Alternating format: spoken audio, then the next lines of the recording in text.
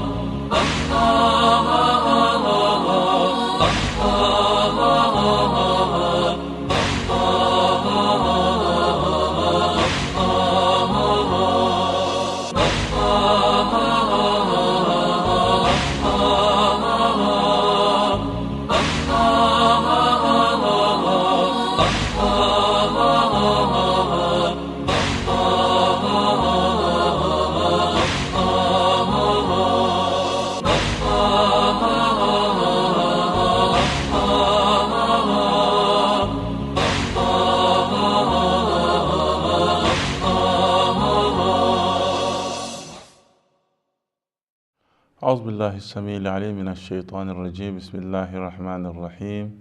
الحمد لله رب العالمين، ثم الصلاة والسلام على أشرف المرسلين حبيبي وحبيبي إله العالمين أبي القاسم المصطفى محمد. Mes chers frères et sœurs, Assalamu alaikum wa rahmatullahi ta'ala wa barakatuh. Nous sommes bien sûr dans le cadre de l'enseignement du dogme islamique et nous étions arrivés, si vous nous avez suivis, et nous sommes arrivés à ce point en parlant réellement des attributs d'Allah subhanahu wa ta'ala. Et nous avons dit comme ça que pour pouvoir mieux connaître Dieu, nous avons besoin de faire une étude des cas des attributs de Dieu et mieux connaître les attributs d'Allah subhanahu wa ta'ala. Donc il est important, mes chers frères, que nous puissions parler de ces attributs et essayer de chercher à mieux comprendre ces attributs. Est-il possible réellement de attribuer, de donner des attributs à Allah subhanahu wa ta'ala ou pas? Donc, avant de commencer cela, nous avons les noms de Dieu et les attributs de Dieu. Allah subhanahu wa ta'ala, il a des noms, il a aussi des attributs. Mais avant de commencer, nous allons essayer de parler du nom. Le nom, c'est tout à fait, en langue arabe, ça vient de ism ou bien wasm. Ça veut dire que ça veut parler de symboles et de signes. Vous voyez, donc en réalité, lorsque on donne un nom à une personne, ce nom devient un symbole ou un signe d'appellation pour cette personne parmi tant d'autres. Donc il y a ce côté aussi sifat, qui vient du mot sifa, les attributs, qui viennent les attributs qu'on appelle les attributs de Dieu, donc en réalité qu'on appelle dans ce nom sifatullah, les attributs de Dieu. Mes chers frères et sœurs, lorsque nous avons ces éléments, il est important que nous puissions comprendre que lorsque nous avons en face, en réalité, quelle est en réalité cette différence? Il existe une différence réelle entre les attributs de Dieu et le nom de Dieu ou pas? Parce que le nom, nous avons défini comme étant bien un symbole, un signe d'appellation. Dans les attributs aussi, ce sont des caractères qui nous permettent de distinguer cette personne à une autre personne.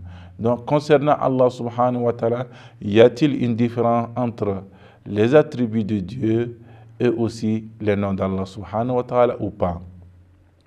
Nous allons essayer de voir en réalité lorsque la définition que nous avons donnée concernant Dieu, et vous verrez avec moi qu'avec le hadith d'Imam Baqir que nous allons essayer de vous citer et de vous dire que quelque part, les attributs reviennent au nom d'Allah subhanahu wa ta'ala. Et c'est ce que Imam Baqir nous dit dans ce hadith.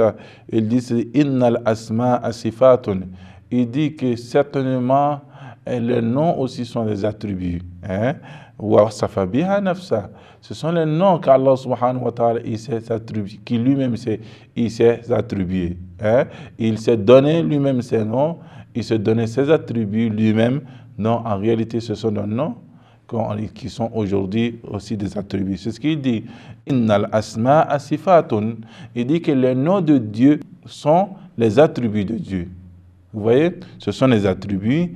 Ce sont les attributs que lui-même il s'est qualifié avec ces attributs-là.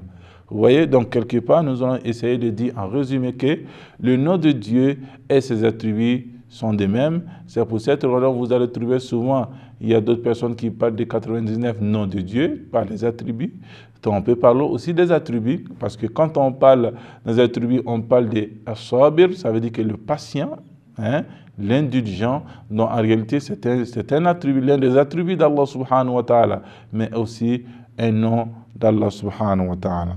Donc lorsque nous avons cela, il y a aussi aucune différence entre ces noms-là. Mais les attributs de Dieu par son essence se divisent en deux éléments. Il y a des attributs par son essence, il y a aussi des attributs de Dieu aussi par les faits et dans ses actions. Donc les attributs de Dieu dans ses actions et les attributs de Dieu aussi dans son essence. Dans son essence, on sait qu'Allah subhanahu wa ta'ala, il est vivant. Mais sa vie n'est pas aussi, n'a pas un commencement, ni une fin. Mais notre vie en tant que des êtres, des existences, faisant partie des existences par possibilité, notre vie a un début et une fin. Ça, c'est une grande différence qui existe entre l'existence de Dieu et notre existence. Donc, en réalité, là, on parle de l'essence de Dieu.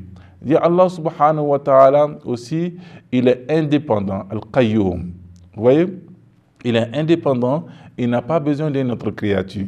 Donc en réalité, si Allah subhanahu wa ta'ala n'a pas besoin d'une autre créature, donc Allah subhanahu wa ta'ala, il est dépendant, il est indépendant, je veux dire. S'il est indépendant, il n'a pas besoin de l'autre créature. Allah subhanahu wa ta'ala, donc reste l'être puissant et superlatif. Donc il y a ces hommes par son excellence. Il y a aussi les attributs de Dieu, je vais donner comme exemple ici, il y a aussi les attributs de Dieu, Allahu Sami'un, c'est-à-dire il est odieux, il attend tout ce que nous disons et tout ce que nous donnons comme imploration, tout ce que nous disons dans notre vie, les propos que nous prononçons, mes chers frères, c'est Allah, il attend tout. Donc Allah subhanahu wa ta'ala, il est odieux, Allah subhanahu wa ta'ala, il est omniscient, sa science dépasse l'entendement de l'être humain, sa science dépasse, qui n'a aucune limite, ni un début, ni une fin, et n'a pas été enseigné par un autre être. Il est lui-même le créateur principal de la science. Donc, il n'y a aucune différence entre son attribut lorsqu'on parle d'Allahu Alim. Il est omniscient, Allah, il est omniscient, et son essence en réalité.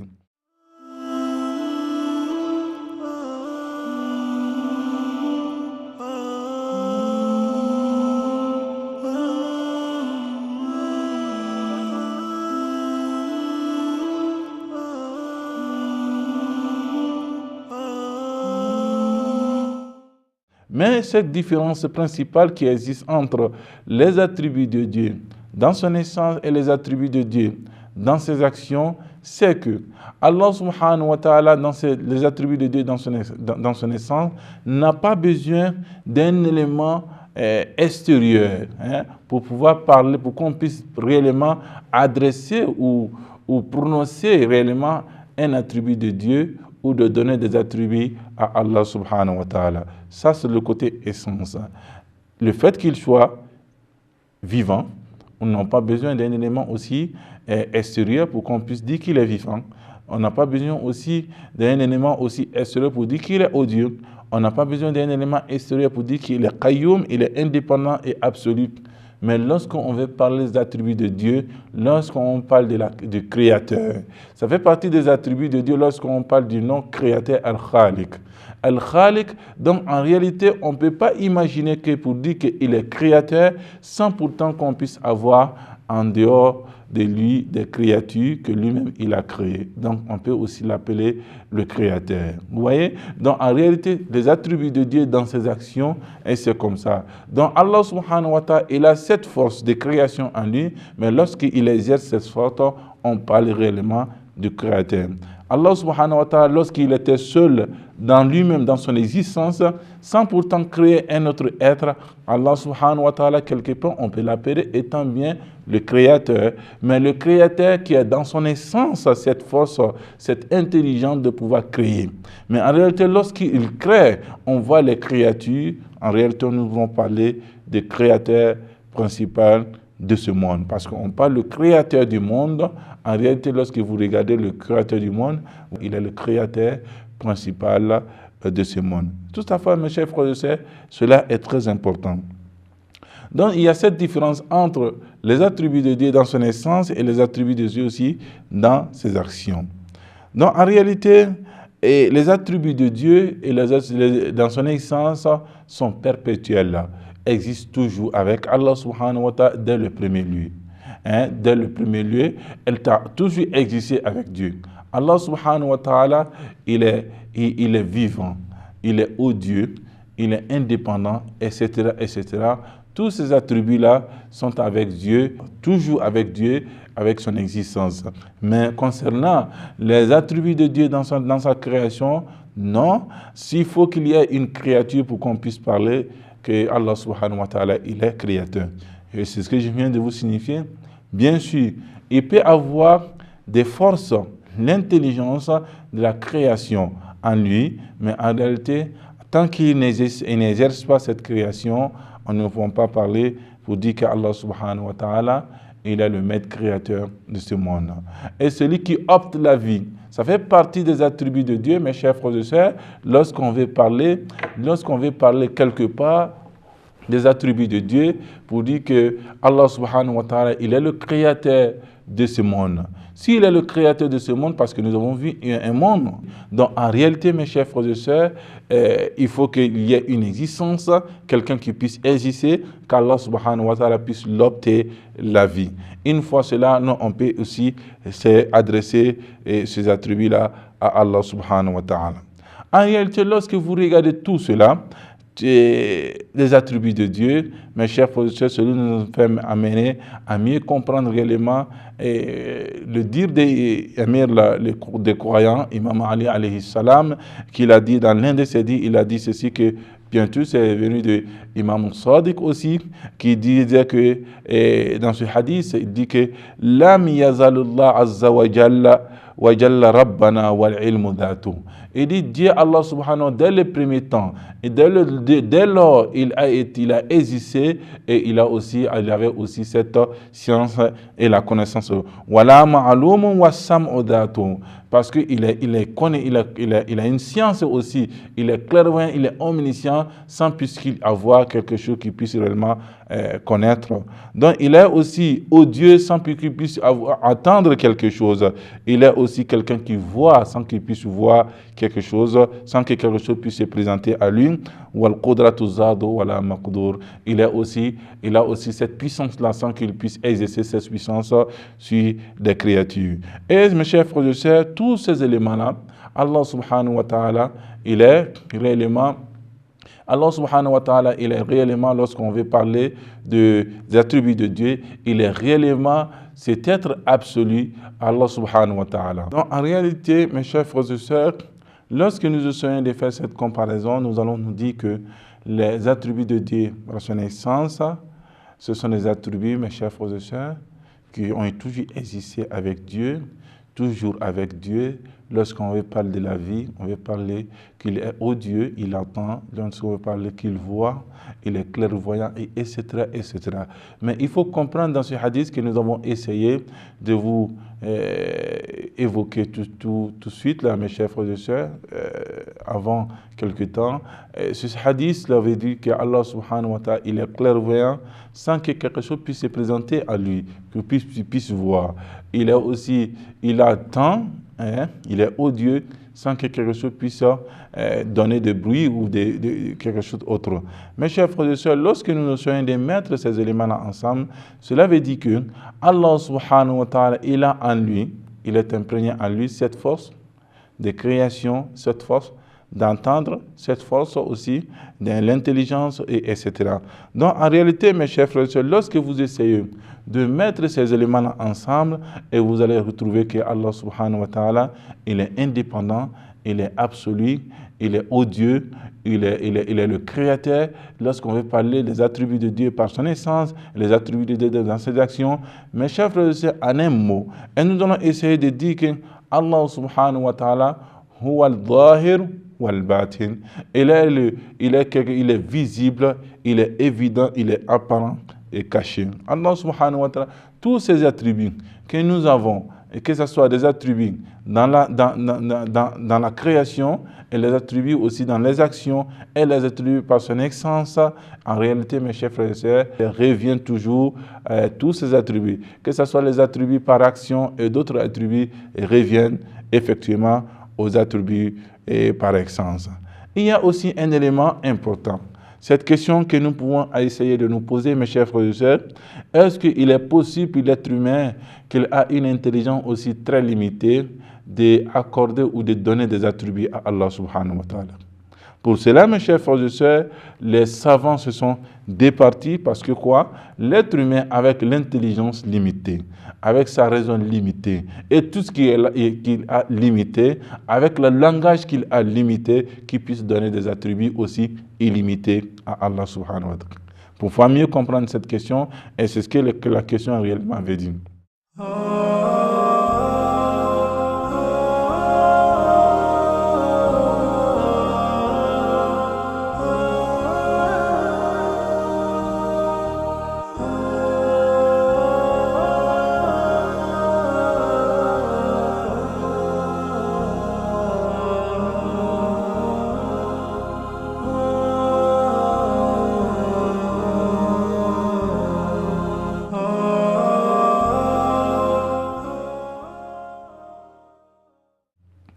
Mes chers frères et sœurs, pour cela, les savants se sont divisés en plusieurs parties. Il y en a qui disent qu'il est impossible.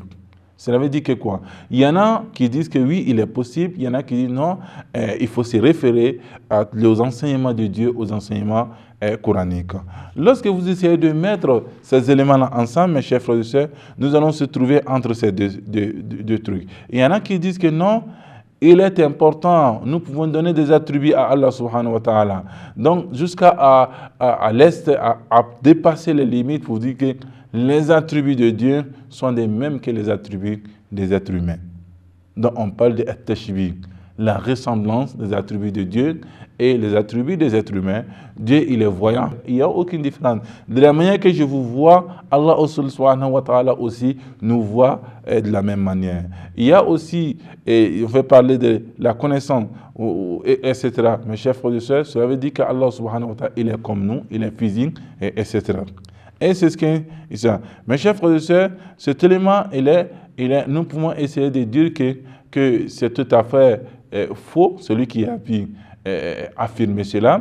Ça n'a aucune preuve dans le Coran. Le Coran de Laysa kamithlihi shay'un dit nul n'est égal à Allah subhanahu wa ta'ala. Donc si ces attributs sont comme les attributs des êtres humains, cela veut dire que nous avons égalé Allah subhanahu wa ta'ala dans les attributs. Il y en a qui disent non, il est impossible de donner des attributs à Allah subhanahu wa ta'ala. Ça, c'est le deuxième groupe. Il est impossible de donner des attributs à Allah subhanahu wa ta'ala. Ils avancent comme étant bien des raisons pour dire qu'Allah subhanahu wa ta'ala étant bien un être illimité, absolu, dont nous, avec l'intelligence que nous avons, les intelligences limitées, que nous puissions donner des attributs illimités à Allah subhanahu wa ta'ala. Il dit que c'est tout à fait impossible de donner des attributs à Allah subhanahu wa ta'ala. Allah n'a pas d'attributs. Mais lorsque nous allons essayer de répondre en cela, nous allons nous référer à ce verset coranique qui dit La ilaha illa huwa alimul ghaib. Nul n'existe, il n'y a aucune divinité que lui. Alimul ghaib, celui qui connaît réellement le monde caché, wa shahada et apparent. Huwa ar-Rahman ar-Rahim, il est clément et miséricordieux.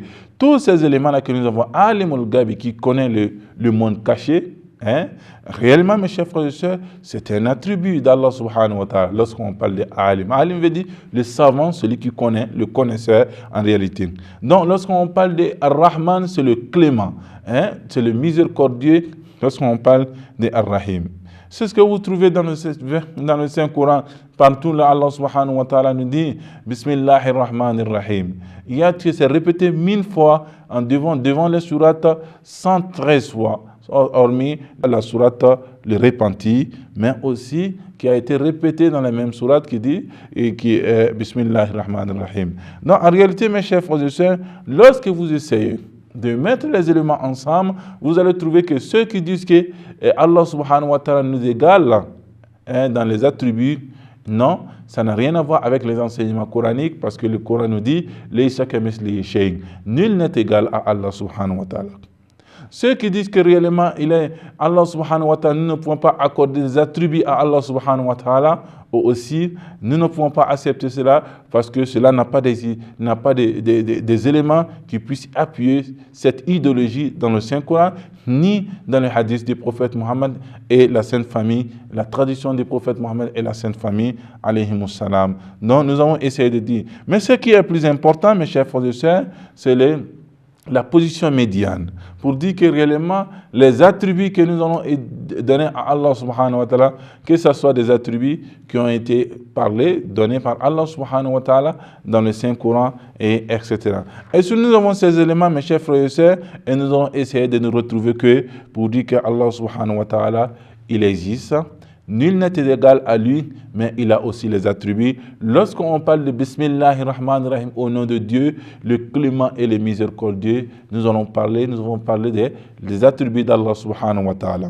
Mes chers frères et sœurs, lorsque nous avons ces éléments-là, c'est pour vous dire, en un mot, pour dire que nous, pour répondre à cette question, nous pouvons donner des attributs à Allah subhanahu wa ta'ala, mais des attributs que ce soit dans le contexte, etc. Que ce ne soient pas des attributs qui n'ont pas réellement des rapports avec la divinité et l'existence d'Allah subhanahu wa ta'ala. Lorsque nous faisons cela, cela nous amène réellement à nous égarer, mes chers frères, que le Seigneur nous en garde. Non, Allah subhanahu wa ta'ala, il a bel et bien des attributs, et le Coran est plein des attributs d'Allah, et vous pouvez trouver encore des attributs, encore plus des attributs dans les hadiths et les traditions de la famille du prophète Muhammad sallallahu alayhi wa sallam. Donc en réalité, c'est pour vous dire que ceux qui disent que Dieu, il est comme les êtres humains, ne l'acceptent pas. Dieu, il n'est pas comme les êtres humains. Nul n'est égal à lui. Ceux qui disent que nous ne pouvons pas donner des attributs à Allah, nous allons dire non, nous pouvons aussi donner des attributs d'Allah subhanahu wa ta'ala, mais que ce soit dans le contexte bien défini, enseigné par le Coran et la tradition du prophète Muhammad sallallahu alayhi wa sallam. Mes chers frères et sœurs, et sur ce, je vous dis merci de nous avoir prêté attention, Inch'Allah, et nous nous retrouverons pour la séance prochaine. Wassalamu alaikum wa rahmatullahi ta'ala wa barakatuh.